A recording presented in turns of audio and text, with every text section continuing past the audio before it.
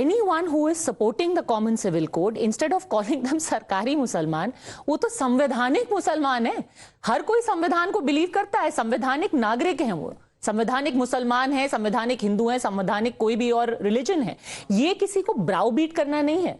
कलीम हाफिज साहब, नहीं, देखिए, आप इसकी पूरी ये जो बयान दिया है उसकी पीछे की पृष्ठभूमि समझिए। पृष्ठभूमि है कि यही मोदी सरकार जिसने 2016 में अपना एक विधि आयोग बनाया, जिसको 21वें विधि आयोग कहते हैं, उसने पूरे भारत देश से 4,83,47,596 भारतीयों के सजेशन लेकर एक निष्कर्ष पर पहुंचे और 185 पेज की रिपोर्ट भारत सरकार को दी।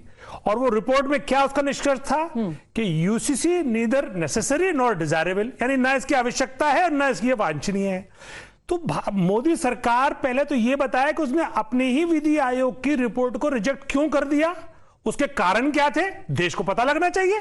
तभी तो वो 22वें आयोग में अचानक प्रधानमंत्री जी जब अमेरिका में एक सवाल का सामना किया, उसके बाद उससे घबरा कर जैसी पहली उन्होंने चुनावी सभा की, उसी में चुनावी सभा में बोलते हुए बाकायदा कहा कि अब एक समान नागरिक संहिता इस देश की जरूरत है। तो वो बताएं कि आखिर उन्होंने अपने पुराने वाले विधि आयोग की रिपोर्ट को रिजेक्ट क्यों किया। नंबर एक, हमारा मानना यह है कि जो विधि आयोग ने जो रिपोर्ट पेश की उसमें बाकायदा डिटेल उन्होंने बताया कि इस देश की जो विविधता है उसमें अगर आप एक समान नागरिक संहिता लागू करेंगे तो उसकी विविधता को चोट पहुंचेगी, देश की अखंडता को, एकता को चोट पहुंचेगी, इसलिए इसकी जरूरत नहीं है।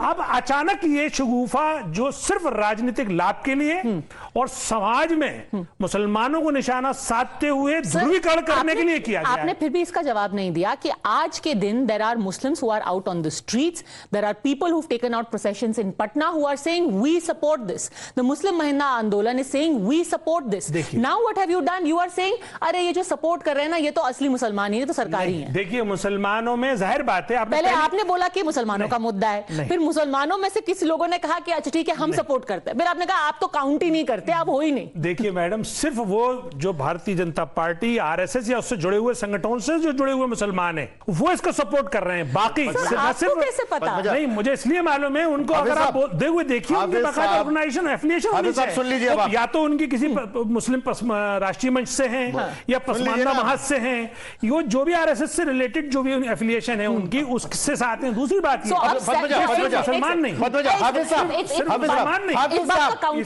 सुन लीजिए, ये आपने कह दिया कि जो लोग समर्थन कर रहे हैं वो बीजेपी आरएसएस के, तो इसका मतलब जो विरोध कर रहे हैं वो दूसरी विपक्षी पार्टियों के। तो मुद्दा धार्मिक नहीं है, मुद्दा राजनीतिक है। ये आपने खुद कहा ये बात। तो इसका धर्म से कोई लेना देना नहीं है, राजनीति तो इसका धर्म से कोई लेना देना नहीं है, संविधान से भी कोई लेना वही मुसलमान एक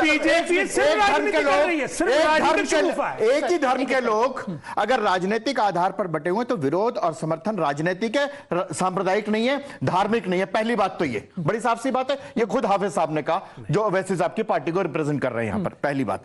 दूसरी बात, आप विधि आयोग की बात कर रहे हैं। संविधान निर्माताओं आदरणीय बाबा साहब अंबेडकर से ज्यादा जिन्होंने कहा कि नहीं, समान नागरिक संहिता लागू होनी चाहिए, संविधान में लागू किया, नीति निर्देशक के सरकार के लिए मैंडेटरी है। दूसरी बात। तीसरी बात, आप एक बात बताइए कि आप इसको जातियों में, धर्मों में, संप्रदायों में बांट रहे, आप कहते हैं विविधता बहुत है। आपको यह मालूम नहीं कि भारत के बारे में कहा जाता है विविधता में एकता है। उस एकता की बात हम कर रहे हैं कि एक हो सब, विविधता में भी सब एक हो, यह है जो आपकी समझ से परे है।